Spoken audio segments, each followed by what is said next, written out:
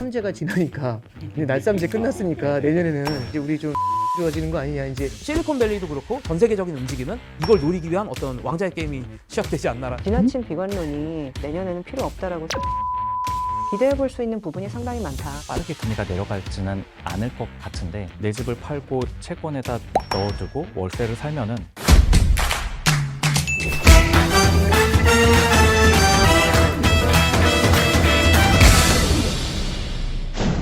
2023년 리뷰가 이어지고 있는데요. 자연스럽게 2024년에 대한 전망, 이슈들 이런 얘기들로 좀 자연스럽게 말씀을 이어가고 있습니다.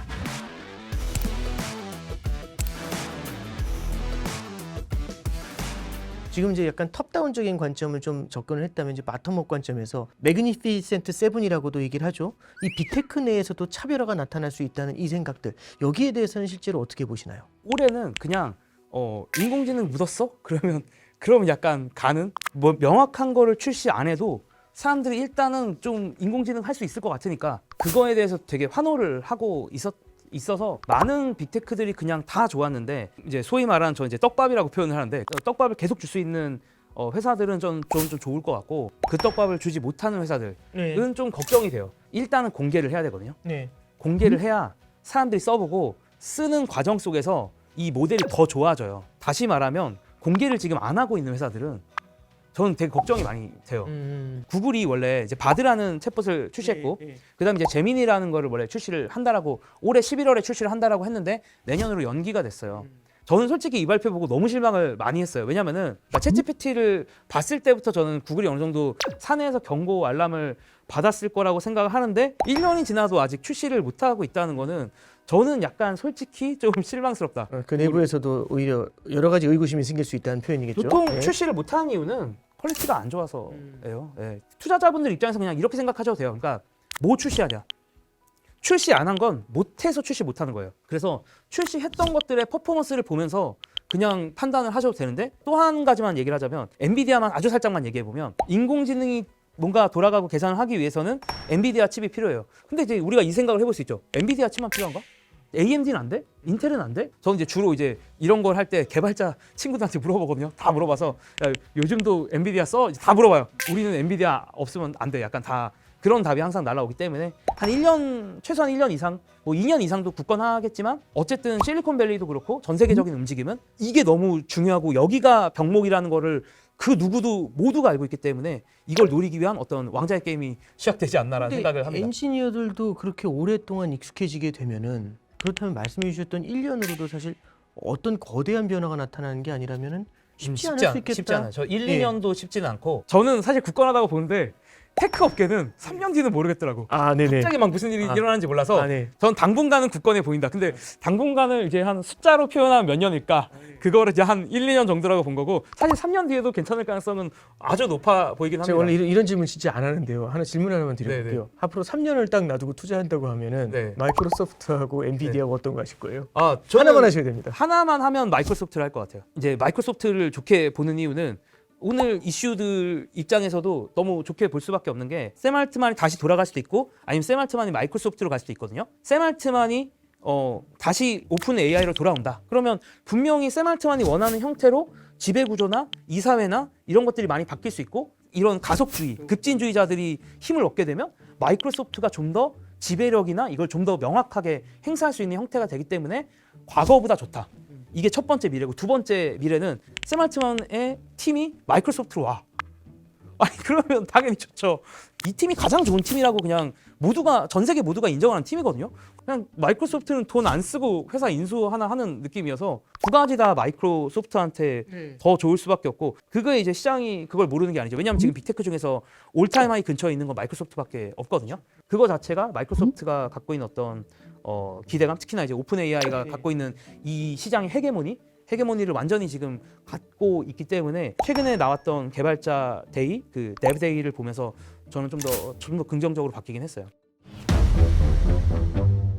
지금 이제 AI 쪽에 대해서 상당히 이제 말씀을 좀 많이 해주셨는데, 또 이제 반도체 쪽도 좀 언급을 좀 해주셨어요. 엔비디아로 가면서 자연스럽게 내년을 바라봤을 때 사실 저도 되게 불안한 것 중에 하나가 반도체가 나쁘다고 하시는 분은 단 한 명도 없었던 것 같아요.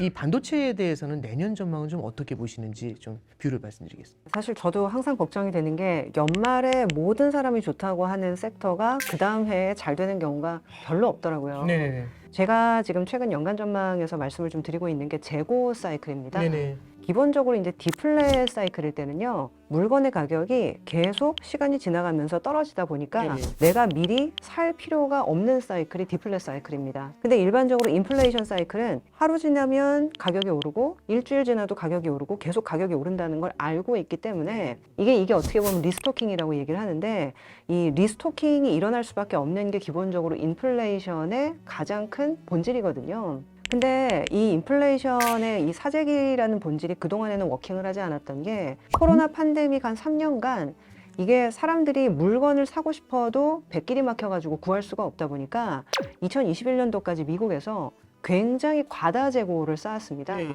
근데 요새 제가 도매 재고랑 소매 재고 관련된 이 인벤토리 데이터들을 다 뽑아보니까 PC랑 그 다음에 이제 컴퓨터 네. 관련된 보조기기, 이쪽은요 코로나 팬데믹 이전 수준까지 지금 재고가 급감을 했더라고요. 경기가 사실은 생각보다 안 좋아질 것 같다고 생각을 하다 보니까 지금은 재고를 쌓지 않는 거죠. 근데 만약에 한 내년 어느 시점에 생각보다 리세션이 마일드하네, 생각보다 경기가 그렇게 나쁘지는 않네 라고 하면 언젠가는 재고를 다시 쌓아야 되는 상황들이 분명히 도래하거든요. 네네. 근데 그랬을 때 남들보다 더 먼저 쌓으려고 하는 것이 제가 아까 인플레이션의 본질이라고 네. 말씀을 드렸는데, 내년도 특정 시점부터는 이제 현물 가격 내지는 뭐 의류 가격, 뭐 화학 제품 가격 이런 것들이 올라가기 시작하는 상황들이 오게 되면 아마 그 다음부터는 사실 우리나라 수출도 그렇고 전체적인 어떤 경기 흐름이 이 재고 비축을 따라서 좋아지게 될 가능성이 저는 굉장히 높을 것 같아요. 네네. 금리가 어느 정도 유지가 되고 그리고 물가가 어느 정도 유지가 돼도 지나친 비관론이 저는 내년에는 필요 없다라고 생각을 하는 것이, 아까 말씀드렸듯이 선거가 있기 때문에 계속적으로 재정을 쓰는 상황, 그리고 재고는 최근 한 2년간 굉장히 많이 줄어들었기 때문에 언젠가는 다시 재고 비축을 해야 되는 상황, 이런 것들이 아마 내년도에 원동력이 되면 생각보다 시장에서는 뭐 지금 나쁘지 않은 흐름들이 전개될 수 있다. 그래서 반도체에 대해서도 PC 재고나 이런 좀 컴퓨터 관련된 재고들이 많이 좀 소진됐기 때문에 네. 그렇게까지 나쁘게 볼 필요는 없다. 그런 네. 생각을 좀 하고 있습니다. 그러면 아무래도 우리나라 같은 경우는 반도체 성장 의존도가 상당히 높은 면이 좀 있지 않습니까? 여태까지는 우리나라 주식하고 미국 주식이라고 한다면 거의 미국 주식이 완승이었다고 표현하는 게 맞을 텐데, 그럼 내년에는 어떨 것 같으세요? 미국 주식과 우리나라 주식? 근데 저는 우리나라가 생각보다 나쁘지 않을 것 같다는 생각이 좀 네. 들더라고요. 지금 사실 미국이 계속적으로 금리를 올리면서 아시아 시장, 특히 중국 네. 시장이 굉장히 안 좋았습니다. 네네. 근데 만약에 중국이 이 위기를 잘 넘기게 되면 중국 경기가 내년도에 좀 마일드하게나마 좋아질 텐데, 그 수혜를 우리가 반사적으로 받을 수 있는 부분이 있을 거고요. 이게 내년도 같은 경우에는 지금 잘하는 업체와 못하는 업체가 아마 점유율 경쟁 내지는 제품 경쟁이 엄청나게 일어날 네. 텐데, 사실 이런 경우에는 경쟁의 반사이익을 보는 업체가 꼭 있는데, 네네. 저는 어떻게 보면 그게 반도체일 수도 있다라는 생각을 해요. 반도체일 수도 있다라는 생각을 해요. 그래서 내년도에 사실은 경기에 대해서 뭐 아주 큰 뭐 좀 낙관론을 갖고 있는 건 아니지만 반도체만큼은 기대해 볼 수 있는 부분이 상당히 많다. 네. 이렇게 저는 보고 있습니다. 이번에는 배 팀장님께, 배 이사님께 좀 질문을 좀 드려봐야 될 것 같은데요. 이게 3년 연속으로 채권이 이렇게 안 좋았던 적은 별로 없었다. 삼재가 지나니까, 이제 날삼재 끝났으니까 내년에는 삼재 지나서 이제 우리 좀 채권 좋아지는 거 아니냐, 이제 이런 기대도 되게 큰 것 같아요.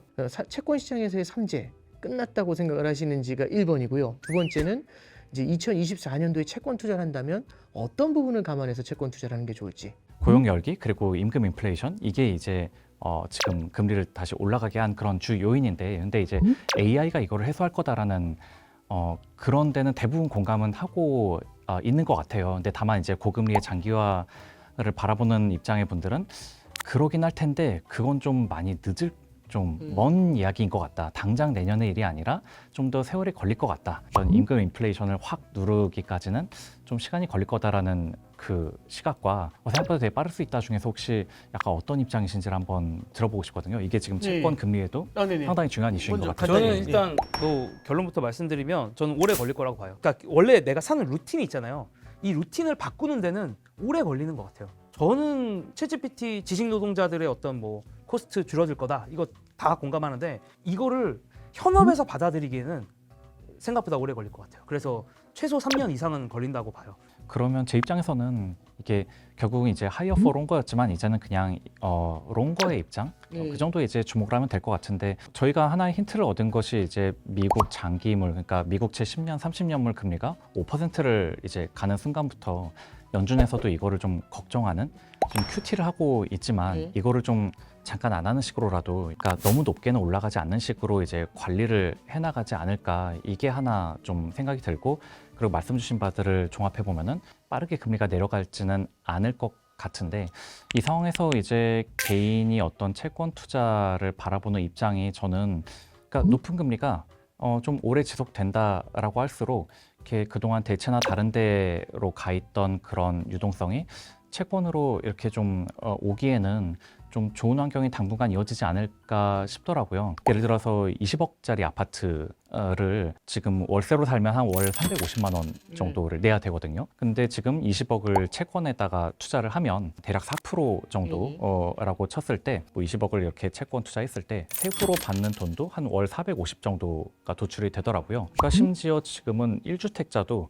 그냥 내 집을 팔고 채권에다 넣어두고 월세를 살면은 오히려 현금 흐름이 꽤 쏠쏠하게 나올 수 있는 여건이거든요. 과거에 어찌 보면은 이런 수익형 부동산이라든가 건물 이런 쪽만 바라보던 개인들 입장에서는 이제 상당히 좋은 대체 자산으로서 채권은 부상을 했고 글쎄요 장기채 투자는 저는 이제 다 계속 말씀하셨듯이 내년에도 좀 채권 시장의 변동성이 높을 걸 감안하면 다들 아시다시피 장기채는 변동성에 굉장히 훨씬 더 취약하지 않습니까? 그럼 굳이 그런 스트레스를 받아가면서 장기채의 를 고집하기보다는 어떤 현금성 자산을 이제 좀 더 보유해 가면서 높은 일들을 나는 얻겠다라는 측면에서 만기가 좀 짧은 그러면서 안정적인 채권은 좀 충분히 내년도 추천할 만한 지 않나 좀 이렇게 생각을 합니다. 아까 월세 말씀해 주시는 거 듣고서 저는 좀 인상이 깊었는데 금리가 하이어 포 롱거로 이어지게 된다면 우리나라 임대차 시장에도 영향을 줄 수밖에 없잖아요. 내년도에 그럼 우리나라 전세 가격에 대해서는 어떤 관점을 갖고 계시는지 그 질문을 좀 드려볼게요. 그러니까 저는 내년도 부동산 시장 바라볼 때 이제 가장 주의 깊게 봐야 될 게 지금 전세가가 7억이었었는데 지금 한 9억 정도 매매가가 터나듯이 전세가도 한 전체를 바꾸는 논의들이 되고 있긴 한데 요것들은 중국이 문제된다는 건 이거는 게임의 차원 자체가 틀리거든요. 삼재를 받았기 때문에 채권 헤비한 포트폴리오인데 채권은 더 올라가기보다는 내년도에는 좀 더 잘할 수 있으면 좋겠다. 2023년 쩐스레 요구는 시즌2 마치겠습니다.